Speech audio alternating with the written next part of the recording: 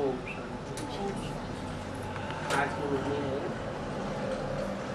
23 जून सन 1967।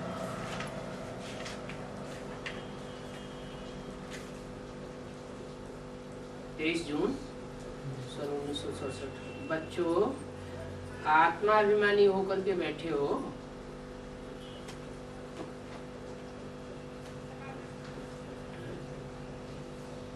बाबा को अचानक ध्यान क्यों आया? बच्चों, अचानक बाबा क्यों पूछ रहे हैं? जरूर कोई बच्चे देवभान में बैठे हैं। 84 के चक्कर का ज्ञान बुद्धि में है, अर्थात वैरायटी जन्मों का ज्ञान है। विराट स्वरूप विचित्र तो है ना, इसका ज्ञान भी बच्चों को है कि कैसे हम 84 जन्म लेते हैं। मूल वतन से तो पहले पहले नंगे आते हैं।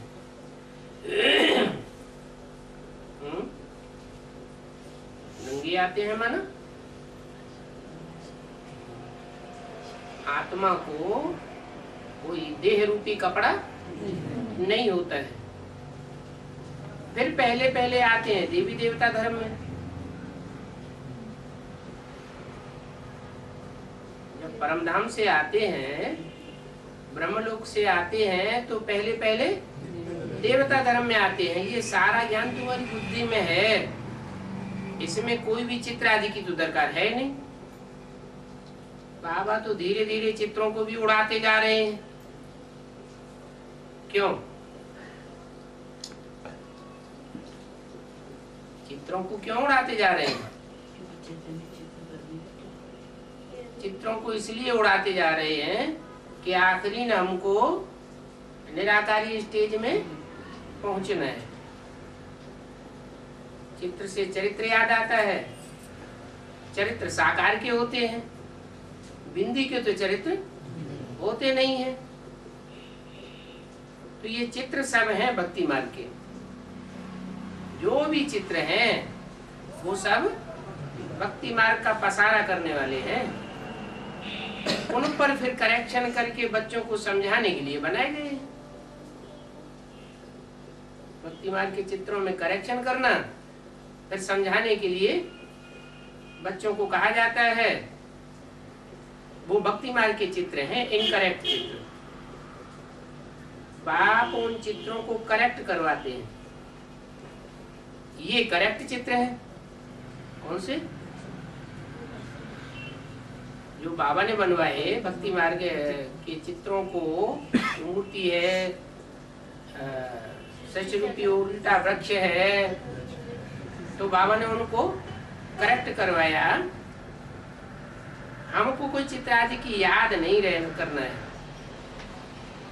तो सब कुछ भूल लें। अंत में तो याद सिर्फ रहेगा क्या कि मैं एक आत्मा ज्योति बिंदु कहाँ की रहने वाली? परमधाम की रहने वाली। यहाँ हमारा पार्ट है, ये बात नहीं भूलना चाहिए। ये तो मनुष्य सृष्टि के चक्र की बात है और बहुत आसान बात है। इसमें चित्रों की तो बिल्कुल दरकार नहीं है, क्योंकि ये सब भक्ति मार्ग की चीजें हैं। ज्ञान मार्ग में तो सिर्फ पढ़ाई है। पढ़ाई में चित्रों की दरकार ही नहीं। धीरे धीरे तो ये सब चित्र उड़ जाएंगे। चाहे चैतन्य चित्र हो, चाहे जड़ चित्र हो, सब बुद्धि में से निकल जाएंगे। आखिरी में क्या रह जाएगा? मैं आत्मा ज्योति बिंदु। ये चित्र तो बेबी बच्चों को समझाने के लिए है, बच्चा बुद्धियों के लिए है, क्योंकि उनकी बुद्धि में जल्दी बैठ जाए। चित्र आदि सब भक्ति मार्ग के हैं, उनको सिर्फ करेक्ट किया गया है। जैसे वो कहते हैं गीता का भगवान कृष्ण है। कौन कहते हैं? भक्ति मार्ग वाले कहते हैं, और ज्ञान मार्ग वाले नहीं कहते हैं गीता का भगवान कृष्ण उसको ब्रह्मा है। भी तो कहते हैं गीता का भगवान साकार में अगर इस मनुष्य सृष्टि पर कोई है तो कौन है? दादा लिख रहा है ब्रह्मा उर्फ कृष्ण की सूर। हम कहते हैं कि शिव है। गीता ज्ञान दाता ब्रह्मा ने गीता ज्ञान दिया क्या? गीता का ज्ञान देने वाला ब्रह्मा उर्फ कृष्ण नहीं है। कौन है? शिव है। शिव तो बिंदी का नाम है। शिव गीता ज्ञान कैसे देगा? शिव बाबा है ना। जो भी 68 तक मुरलियां चली वो शिव बाबा ने चलाई या ब्रह्मा ने चलाई? शिव बाबा ने चलाई। अच्छा, शिव बाबा कहाँ से आ गया? बाबा तो साकार का नाम है। माने ब्रह्मा में जो ज्योति बिंदु शिव था साकार था ना ब्रह्मा। तो साकार में निराकार शिव ज्योति बिंदु था तो उसे शिव बाबा कहें, शिव बाप कहें। ब्रह्मा का तन साकार और साकार में वो निराकार ज्योति बिंदु शिव जिसने मुरली सुनाई तो शिव बाबा हुआ ना। ब्रह्मा के द्वारा शिव बाबा हुआ ना, तो गीता का भगवान नहीं हुआ। अरे हाँ, वो तो माँ के रूप में उसने सुनाया। जो भी सुनाया माता के रूप में सुनाया। इसलिए माता तो पढ़ाई तो पढ़ाती है, छोटे छोटे बच्चों को माता पढ़ाने के निमित्त बनती है, लेकिन उसके गहरे अर्थ क्या है वो माता नहीं बता सकती। दूसरी बात, माता तो उतना ही बताएगी जितना उसमें बीज पड़ा हुआ है। यज्ञ के आदि में ब्रह्मा माता में भी बीज किसने बोया? बिना ज्ञान का बीज बोए हुए क्या वो ज्ञान का इतना विस्तार जो गीता का विस्तार है वो कर सकती थी? यज्ञ के आदि में जो निमित्त बना किस बात के? ज्ञान का बीज बोने के निमित्त। निमित्त साकार को कहा जाता है। तो वो व्यक्ति गीता का भगवान हुआ यज्ञ के आदि में। वो गीता ज्ञान का बीज डालने वाला गीता ज्ञान दाता। जैसे दुनिया में बाप होता है तो बच्चों की बुद्धि में पहले माँ का रूप आता है या बाप आता है? माँ प्रत्यक्ष होती है। ऐसे ही इस यज्ञ में बच्चों के सामने माँ प्रत्यक्ष हो गई और जो बीज बोने वाला बाप था वो किसी की बुद्धि में नहीं रहा। अब बाप का परिचय सिवाय बाप के कौन देवे? तो वही बीज रूप आत्मा जो यज्ञ के आदि में बीजारोपण ज्ञान का करके चली गई वो फिर दोबारा आती है और वो इस रहस्य का उद्घाटन करती है कि गीता का भगवान कृष्ण नहीं है, गीता का भगवान शिव बाबा है। अगर शिव कहे तो बोलेगा कैसे? गीता तो माता है। गीता माता है, साकार है निराकार है? साकार है। तो गीता पति भगवान भी कैसा होगा? साकारी होगा। तो वही साकार जो यज्ञ के आदि में था वो अंत में फिर प्रत्यक्ष होता है। इसलिए बोला कि गीता का भगवान कृष्ण नहीं है। वो भक्ति मार्ग वाले ऐसे समझ लेते हैं क्या कि गीता का भगवान कृष्ण उर्फ दादा लिख रहे हैं। हम कहते हैं कि शिव है। क्यों? एक तो कृष्ण बच्चा बुद्धि है, जो कुछ भी मुरली में बोला गया उसके अर्थ को समझा ही नहीं। जैसे मुरली में बोला लक्ष्मी नारायण तो बुद्धू है, फिर मुरली में बोला लक्ष्मी नारायण तो समझदार है, तब तो विश्व के मालिक हैं। तो बोल तो दिया लेकिन बोलने वाले ने खुद समझा नहीं। ये कंट्रास्ट क्या है, कभी बुद्धू है कभी समझदार है। हाँ, बाबा की तो लहर है, लहर है, मारते रहते हैं। लेकिन ऐसी बात नहीं, मुरली में जो भी बोला उसका अर्थ है। जहाँ बोला लक्ष्मी नारायण समझदार है तो विश्व के मालिक जो संगम युगी लक्ष्मी नारायण है, और जहाँ बोला लक्ष्मी नारायण बुद्धू है वो सतयुग में बच्चे के रूप में जन्म लेने वाला वही कृष्ण बच्चा, जो यहाँ भी बुद्धू रहा और वहां भी बुद्धू बन के देवता बन के जन्म लेगा। यहाँ भी तीनों कालों का ज्ञान कृष्ण की बुद्धि में नहीं आया। तो बोला भक्ति मार्ग में तो समझ लेते हैं गीता का भगवान कृष्ण है। तो भक्ति मार्ग का फाउंडेशन डालने वाली सूर्यवंशी चंद्रवंशी आत्माओं में से कितनी आत्माएं हुई आदि में? नई सृष्टि शुरू होगी तो 9 लाख से शुरू होगी, तो उसमें भक्ति मार्ग के कितने हुए और ज्ञान मार्ग के कितने हुए? 4.5 लाख जो जन्म लेने वाले हैं वो भक्ति मार्ग के बच्चा बुद्धि हो गए, और जो 4.5 लाख जन्म देने वाले हैं वो सो हो गए ज्ञान मार्ग। तो हम कहते हैं गीता का भगवान शिव है, ये भी बुद्धि से समझने की बातें हैं। क्या सिर्फ मुख से कह देने से नहीं बनेगा कि गीता का भगवान कृष्ण है या गीता का भगवान शिव है। बुद्धि में ये नहीं रहता है कि हमने तो 84 का चक्र लगाया है, इसकी बुद्धि में ये नहीं रहता है?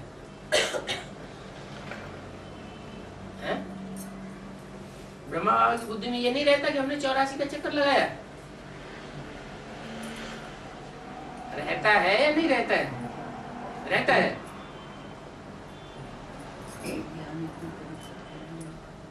कृष्ण बच्चे के रूप में जब वो जन्म लेगा तो ये बुद्धि में नहीं रहेगा, और उनको जन्म देने वाले की बुद्धि में ये रहेगा कि हम 84 जन्म लेने वाले हैं। जैसे कि बाप की बुद्धि में है वर्ल्ड की हिस्ट्री ज्योग्राफी, वैसे तुम बच्चों की बुद्धि में भी है वर्ल्ड की हिस्ट्री ज्योग्राफी। सतयुग में जो कृष्ण बच्चे के रूप में जन्म लेने वाले होंगे उनकी बुद्धि में ये हिस्ट्री ज्योग्राफी नहीं होगी। तो तुम जानते हो 84 का चक्र कैसे फिरता है। पहले तो हम सूर्यवंशी, बाद में फिर चंद्रवंशी बना। जो भी वंश शुरू होगा उस वंश का फाउंडेशन डालने वाले हम होंगे। सूर्यवंश शुरू होगा सतयुग में तो उसका फाउंडर हम होंगे। हम ही सूर्यवंश का फाउंडेशन डालने वाले, हम ही चंद्रवंश का फाउंडेशन डालने वाले, हम ही वैश्य वंश का फाउंडेशन डालने वाले, हम ही शूद्र वंश का फाउंडेशन डालने वाले, फिर हम ही शूद्र से पहले ब्राह्मण बने। जो यहाँ पहला ब्राह्मण है तो वहाँ पहला देवता है, और वही क्षत्रिय, वही पहला वैश्य, वही पहला शूद्र, फिर नंबरवार। हम बच्चों में भी नंबरवार। तो ये समझाने के लिए कोई चित्रों की दरकार नहीं है, सिर्फ मनुष्यों को समझाने के लिए बनाए गए हैं। उन पर बाप करेक्शन करवाते हैं, बताते हैं कि ऐसे ऐसे होना चाहिए। लक्ष्मी नारायण चित्र में तारीख होनी चाहिए। क्या तारीख होनी चाहिए? संवत 1-1-1। कब तक? 1-1-1 से लेकर 2500 वर्ष तक। ये चित्र सब भक्ति मार्ग की चीज है। भक्ति दुर्गति मार्ग बिल्कुल अलग है।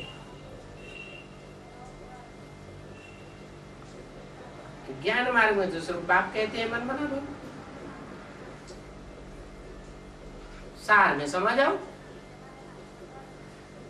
भक्ति मार्ग में विस्तार हो जाता है। तो यहाँ चित्रों की दरकार नहीं है। जैसे ये चतुर्भुज का चित्र है ना, ये भी तो भक्ति मार्ग का है। कौन सा? विराट रूप का चित्र बनाते हैं भक्ति मार्ग में। उन्होंने जो विराट रूप का चित्र बनाया है और बाबा ने जो चित्र बनवाया विराट रूप का, उसमें अंतर क्या है? भक्ति मार्ग में जो विराट रूप का चित्र बनाया है उसमें ब्राह्मण चोटी नहीं दिखाया, न शिव बाबा को दिखाया, राक्षस सारे दिखा दिए, देवताएं दिखा दिए, जानवरों के अवतार दिखा दिए, सब दिखाए, लेकिन शिव बाबा को भी उड़ा दिया और ब्राह्मणों को भी उड़ा दिया। फिर ज्ञान मार्ग में चित्र बनाए बेसिक नॉलेज में, उसमें उसमें उसमें शिव को रखा और ब्राह्मणों को भी रखा, लेकिन ये नहीं जानते कि ये शिव कौन है। क्या बता देते हैं? शिव माने बिंदु या लिंग बना देंगे। तो न तो वो लिंग है न वो बिंदु रूप में रह करके ज्ञान दे सकता है। तो ज्ञान मार्ग में सिर्फ बाप कहते हैं मन मना भव, मन मना भव बनेंगे तो बुद्धि सूक्ष्म बनेगी। अगर चित्रों के विस्तार में जाएंगे तो बुद्धि सूक्ष्म नहीं बनती। चतुर्भुज को भी समझते थोड़े ही हैं। कौन? न दुनिया के भक्ति मार्ग वाले समझते हैं, वो समझते हैं चार भुजा वाला कोई होता होगा, और न ब्राह्मणों की दुनिया में समझते हैं बेसिक नॉलेज वाले। वो क्या समझते हैं? समझते हैं कि ब्रह्मा ही विष्णु बनता है, इसलिए विष्णु के चित्र में ब्रह्मा बाबा का चेहरा रखा हुआ है। ब्रह्मा की ही सोल शंकर का रूप धारण करती है, इसलिए ब्रह्मा की मूछें हटा दी और वो वही चित्र रखा हुआ है ब्रह्मा बाबा का।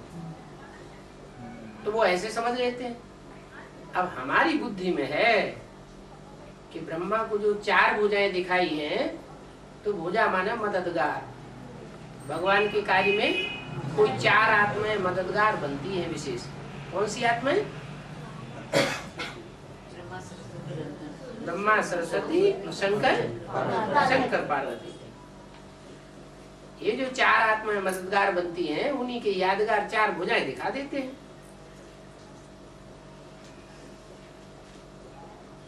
तो चित्रों का राज वो भक्ति मार्ग वाले समझते नहीं है। ये दिखाना पड़ता है कि रावण राज्य है, वो भी समझते हैं। तो ये दिखाना पड़ता है कि रावण राज्य।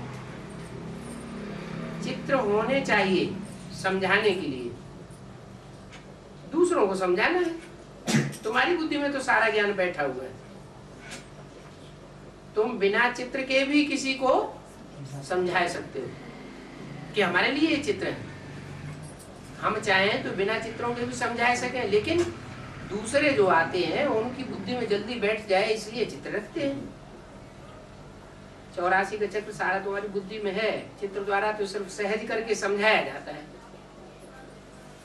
वास्तव में उन चित्रों की दरकार नहीं है। बुद्धि में है कि हम पहले तो सूर्यवंशी घराने के थे, फिर 14 कला चंद्रवंशी घराने के बने। क्यों? एक से ही बने रहते सो क्या घटते क्यों गए? क्योंकि आत्मा सुख भोगते भोगते शक्ति आत्मा की क्षीण होती जाती है। चाहे सतयुग हो, चाहे त्रेता हो, चाहे द्वापर हो, चाहे कलयुग हो, आत्मा की शक्ति सुख भोगने से क्षीण होती है। जितना जितना इंद्रियों से सुख भोगते जाएंगे, आत्मा क्षीणता को प्राप्त करती जाती है। हाँ, ये है, श्रेष्ठ इंद्रियों से सुख भोगेंगे तो शक्ति कम क्षीण होती है, और कर्मेंद्रियों से सुख भोगते हैं तो शक्ति ज्यादा क्षीण होती है। क्योंकि कर्मेंद्रियों में आता है देवहन, और जो ज्ञानेंद्रियां हैं वो आत्मा से डायरेक्ट कनेक्टेड है। इसलिए उसमें पतन नहीं होता। तो पिछाड़ी में बुद्धि में ये ज्ञान रहेगा, तुम्हारी बुद्धि में ये ज्ञान रहेगा कि अब हमको जाना है। सीढ़ी पर भी समझाया जाता है कि मनुष्यों को सहज हो जाए। तुम्हारी बुद्धि में भी ये ज्ञान है कि कैसे हम सीढ़ी से नीचे उतरते हैं। फिर बाप चढ़ती कला में ले जाते हैं, उतरते हैं 84 जन्मों में और चढ़ते हैं एक जन्म में। बाप हमको ऊंच ले जाते हैं।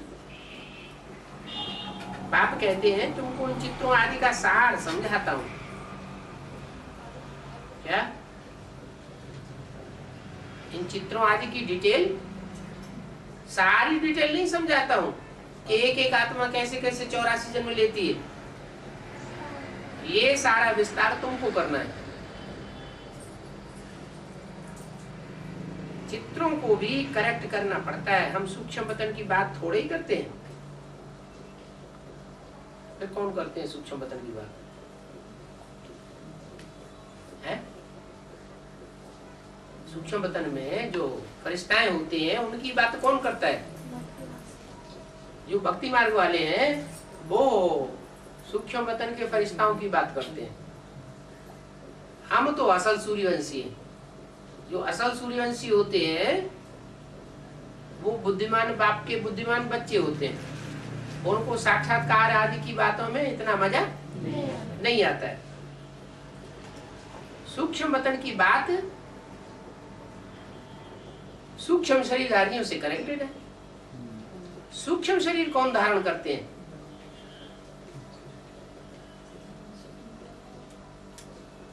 तुम तो डायरेक्ट देवता बनते हो, नर से डायरेक्ट नारायण जैसे बनते हो। तुम सूक्ष्म शरीर थोड़ी धारण करते हो। तो बाकी जितने भी हैं सूर्यवंशियों के अलावा वो सब सूक्ष्म शरीर धारण करते हैं। इसलिए दूसरे धर्मों में फरिश्ताएं गाए जाते हैं। क्या? जैसे कुरान में लिखा हुआ है कि कयामत के समय खुदा के तख्त को 8 फरिश्ताओं ने उठाया। भूत प्रेतों की पूजा दूसरे धर्म वाले करते हैं। हम तो देवताओं की पूजा करते हैं या तो भगवान को मानते हैं। भगवान को मानने वाले वो सबसे श्रेष्ठ, फिर देवताओं को मानने वाले वो भी श्रेष्ठ। देवताएं 16 कला संपूर्ण बनेंगे तो देवताओं के मानने वाले, पूजा करने वाले, फॉलो करने वाले वो भी 16 कला संपूर्ण बनते हैं। और भूत प्रेत तो सती त्रेता में होते ही नहीं। जब गिरती कला होती है तो भूत प्रेत आत्माएं बनती हैं। जो ज्यादा पाप करती हैं तो पाप कर्मों से बचाने के लिए ये विधान बना हुआ है कि थोड़े समय के लिए उनको सूक्ष्म शरीर मिल जाता है। वो दूसरे शरीर में प्रवेश करती है तो जिसके शरीर के द्वारा वो कार्य करती है उनके ऊपर पाप लगता है। लेकिन उनका कोई पाप, क्योंकि उनका अपना शरीर ही नहीं। तो समझाया जाता है कि पहले हम सूर्यवंशी, फिर चंद्रवंशी, वैश्यवंशी कैसे बनेंगे। अब हम ब्राह्मण वंशी बने हैं। हम ब्रह्मा की औलाद हैं। अब हमको घर वापस जाना है, फिर सूर्यवंशी बनेंगे। किसकी औलाद है? शिव बाबू जी शिववंशी हैं। सूर्यवंशी हैं तो सूर्यवंशी हैं, सूर्य की औलाद है। सूर्य की औलाद है तो माता कौन है? सूर्य पिता है, हम सूर्यवंशी हैं। चंद्रमा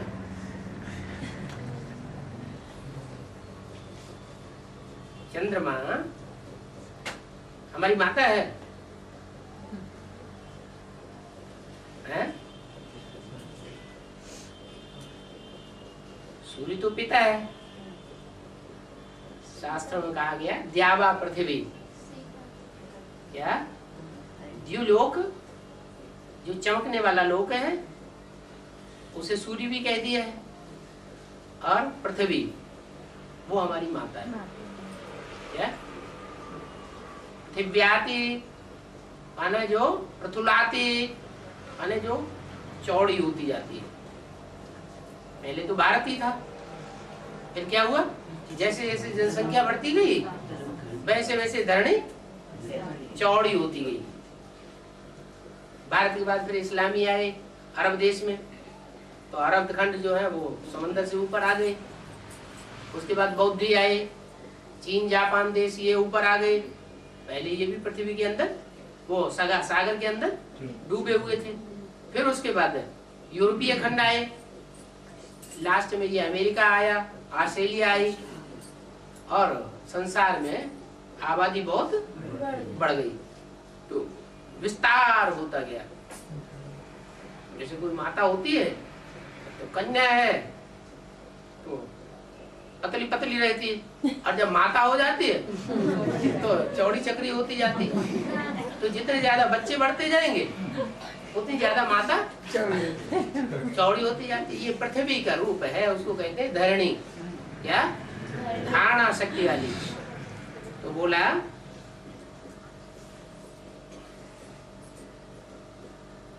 तो अभी हम ब्राह्मण वंशी हैं, हम ब्रह्मा की औलाद हैं। तो ब्रह्मा कौन फिर? कहेंगे दादा लेखराज। अरे दादा लेखराज तो टाइटल है ब्रह्मा का। दादा लेखराज को ब्रह्मा का टाइटल मिला, असली ब्रह्मा कौन? वो प्रजापिता ब्रह्मा, वो तो पिता हो गया। उसके तो ऊपर साथ ही लगा हुआ है पिता, टाइटल लगा हुआ, तो वो तो प्रजापिता ब्रह्मा अलग, वो तो एक ही है। पिता एक होता है और माताएं अनेक भी हो सकती है। एक माता जन्म देने वाली हो सकती है, दूसरी माता पालने वाली हो सकती है, तीसरी माता पालने वाली हो सकती है, लेकिन बाप तो एक ही होता है। कोई भी बच्चा पैदा होगा तो एक बाप से ही जन्म लेगा। तो एक बाप से जो बच्चा पैदा हुआ वो बच्चा माता को पहचाने ना पहचाने लास्ट में, लेकिन बाप का नाम उसे बताना पड़े। अगर कोई नहीं बताता है तो अच्छा नहीं समझेगा, समझते हैं इसको अपना बाप का ही पता नहीं किसकी औलाद है। शक की नजर से देखेंगे तो बोला तुम ब्राह्मण वंशी हो, ब्रह्मा की औलाद हो। तो अभी हम घर वापस जाते हैं। घर कौन सा है? ब्रह्मलोक। क्या? ब्रह्मलोक। प्रजापिता लोग नहीं बताया, क्या बताया? ब्रह्मलोक क्यों कहते हैं? ब्रह्मा के नाम पर ब्रह्मलोक क्यों पड़ा? क्योंकि जिस धाम में रहते हैं उस धाम का नाम पड़ा है ब्रह्मा। आते हैं तो किसके तन में आते हैं? जिसके तन में भी आऊंगा उसका नाम ब्रह्मा रखना पड़े।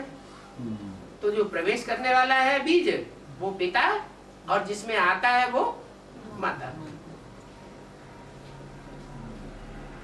तो भक्ति मार्ग में ढेर अथाह चित्र हैं, उनमें से छांट करके अलग कर लें, फिर उसमें करेक्शन की जाती है।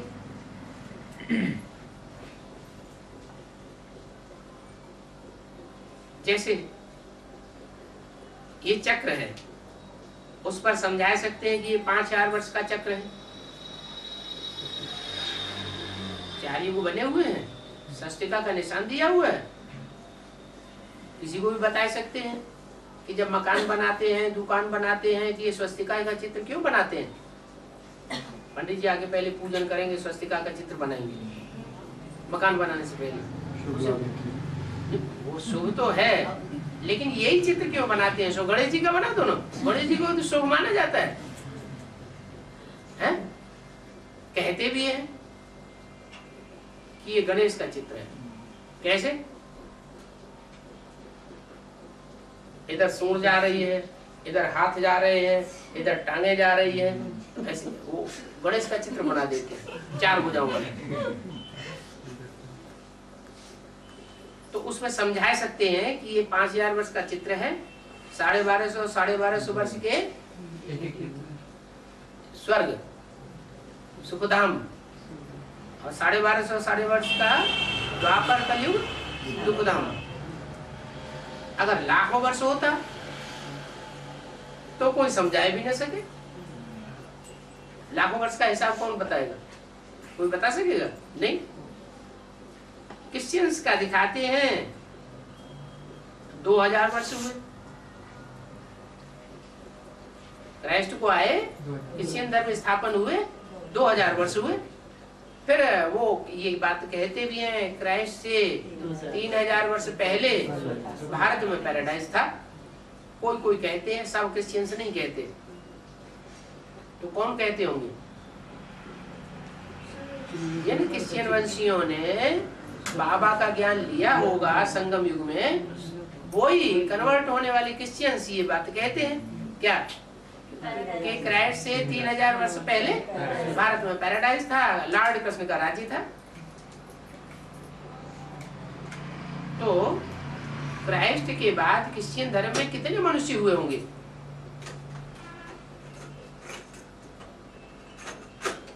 क्राइस्ट से पहले तो क्रिश्चियन कोई था ही नहीं। क्राइस्ट के बाद अब 2000 वर्ष हुए, तो 2000 वर्ष में क्रिश्चियन से कितने हुए होंगे? 5000 वर्ष में 500 750 करोड़ मनुष्य होते हैं। वो तो सब धर्मों की संख्या हो गई। तो सारा हिसाब तुम्हारी बुद्धि में आ जाता है क्या कि कौन से धर्म की ज्यादा तादाद होनी चाहिए और कौन से धर्म की कम तादाद होनी चाहिए। कौन से धर्म की कम तादाद होनी चाहिए? जो नए नए धर्म हैं आए हैं उनकी जनसंख्या ज्यादा होनी चाहिए, या जो पुराने धर्म हैं उनकी जनसंख्या ज्यादा होना चाहिए? हैं? जो नए नए आए उनकी जनसंख्या ज्यादा होनी चाहिए। सिख धर्म बाद में आया, आर्य समाज बाद में आया, उनकी संख्या ज्यादा होनी चाहिए। पुरानों की पुराने तो कन्वर्ट होते जाएंगे, कम हो जाएंगे। पुराने में पुराना है देवता धर्म। तो देवता धर्म का जो 2500 वर्ष देवता धर्म रहा, उसकी कोई हिस्ट्री किसी की बुद्धि में है ही नहीं। तो वो जो देवताएं हैं वो अपने स्वरूप को भूल जाते हैं। भूल जाने के कारण अपने धर्म पिता को भूल जाते, धर्म को भूल जाते, कर्म को भूल जाते, अपनी श्रेष्ठता को भूल जाते। क्या जब अपने को भूल जाते हैं तो वो जो जो धर्म आता है उसी में कन्वर्ट होते हैं। सब कन्वर्ट होते होंगे क्या? नहीं। क्यों? तुम हो देवी देवता सनातन धर्म के पक्के। जो अपने धर्म के पक्के होंगे वो कन्वर्ट होकर के किसी और धर्म में जा न सके। तो कितने होंगे? बहुत थोड़े। जैसे जंगल में ढेर सारे जानवर होते हैं, कोई जानवरों की संख्या बहुत ज्यादा और कोई जानवरों की संख्या बहुत थोड़ी। थोड़ी संख्या किसकी होती है? जो जंगल का राजा कहा जाता है वो शेरों की संख्या बहुत थोड़ी होती है और दूसरे जानवरों की संख्या ढेर के ढेर होते हैं। तो ऐसे ही तो सूर्यवंशियों की संख्या बहुत थोड़ी है और दूसरे दूसरे धर्म के लोग बहुत बढ़ते जाते हैं। क्यों बढ़ते जाते हैं? क्योंकि सब कन्वर्ट होने वाले हैं। यज्ञ के आदि में जब यज्ञ की स्थापना हुई तो सूर्यवंशी अलग हो गए और बाकी कौन ब्राह्मणों की संख्या बढ़ी? जो पहली कोटि के थे वो तो अलग हो गए। बाकी जो नंबर 2, नंबर 3, नंबर 4 धर्म में कन्वर्ट होने वाली आत्माएं थी वो सारी यज्ञ में बनी रही, उनकी संख्या बढ़ती चली गई। इसलिए भारत में ब्राह्मणों की नौकरियां बताई जाती है। जो श्रेष्ठ में श्रेष्ठ कुरी है वो तो जरूर थोड़े होंगे। श्रेष्ठ थोड़े होते हैं या भ्रष्ट थोड़े होते हैं? श्रेष्ठ की संख्या कम होती है और जो नीची कोटि के होते हैं उनकी संख्या जास्ती होती है।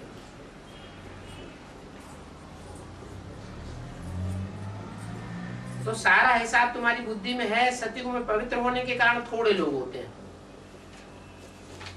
क्यों होते हैं थोड़े? क्योंकि पवित्रता सब धारण नहीं कर पाते। 23 जून सन 1967 की वाणी का दूसरा पेज। आदमशुमारी का हिसाब तो कोई निकालते हैं ना। हिंदुओं की आदमशुमारी कम दिखाते हैं। क्यों? क्योंकि हिंदू दूसरे धर्म में कन्वर्ट होते रहे। कोई दूसरे धर्म के लोग कन्वर्ट नहीं होते हैं, हिंदू बन करके नहीं आते। हिंदू ही दूसरे धर्म में कन्वर्ट होते रहे थे। इसलिए मुसलमान हिंदुओं को कहते हैं काफर। क्या कहते हैं? काफर। कहाँ फिरते रहते हैं। कभी मुसलमान बनते हैं, कभी क्रिश्चियन बनते हैं, कभी बौद्ध बन जाते हैं। इनका कोई ठिकाना नहीं। हिंदुओं की आदमशुमारी कम दिखाते हैं। क्रिश्चियंस बहुत बन गए हैं। क्यों? सबसे ज्यादा संख्या दुनिया में क्रिश्चियंस की क्यों बढ़ गई? कन्वर्ट तो बौद्ध भी होते हैं, बौद्ध धर्म में भी कन्वर्ट होते हैं, इस्लाम धर्म में भी कन्वर्ट होते हैं। क्रिश्चियंस की संख्या क्यों बढ़ गई? उन लोग पवित्रता की धारण नहीं करते। हाँ, नहीं, पवित्रता को धारण तो इस्लाम धर्म वाले भी नहीं करते। लेकिन इस्लाम धर्म में फिर भी थोड़ा बंधन है। क्या? 4 शादियां एक साथ कर सकते हैं। लेकिन क्रिश्चियंस में कोई हिसाब ही नहीं। तो फिर बच्चे भी ज्यादा पैदा होंगे। तुम ये बातें बिना चित्रों के भी समझा सकते हो। विचार कर सकते हो कि इस समय 500 करोड़ मनुष्य हैं। इस समय माने कब? तो नई दुनिया में कितने थोड़े मनुष्य होंगे? अभी तो पुरानी दुनिया है। इस पुरानी दुनिया में ही इतने मनुष्य हैं, फिर नई दुनिया कैसे स्थापन होती है? इतने मनुष्य, इतनी इनकी जनसंख्या बढ़ी हुई है, ये कैसे खलास होंगे? नई दुनिया कैसे बनेगी? नई दुनिया बनेगी तो थोड़े कहां से आएंगे? थोड़ों की संख्या कैसे रह जाएगी? इतने ढेर सारे विस्तार है, वो कहां चला जाएगा? हाँ, जरूर सबका दूसरे धर्मों का, कमजोरों का विनाश होगा। है जो पवित्रता को धारण करने वाले नहीं है, कमजोर आत्माएं हैं, उनका विनाश होगा। अपना शरीर छोड़ना पड़ेगा और तुम जो पवित्र माल है वो रह जाएगा। पवित्रता स्थायी रहती है और जो मैच्योरिटी होती है वो खलास हो जाती है। जैसे दूध है, दूध में रात में पानी मिला दो और एक दूध जो का त्यों रखा रहने दो, कौन सा अच्छा रहेगा, कौन सा खराब हो जाएगा? पानी मिला हुआ जो मिक्स होगा वो खराब हो जाएगा। तो प्योरिटी जो है वो स्थायी होती है। भगवान को भी प्योरिटी अच्छी लगती है। भारत में ही भगवान क्यों आते हैं? क्योंकि भारत में भले सबसे जास्ती अपवित्रता फैल गई है, दूसरे धर्मों का संग का रंग लग गया है, लेकिन फिर भी यहाँ पवित्रता को अच्छा मानते हैं। ये नहीं कहते कि नहीं साहब बहुत शादियां करना चाहिए, बहुत अपवित्र होना चाहिए। नहीं, विधवा भी हो जाए तो क्या कहेंगे?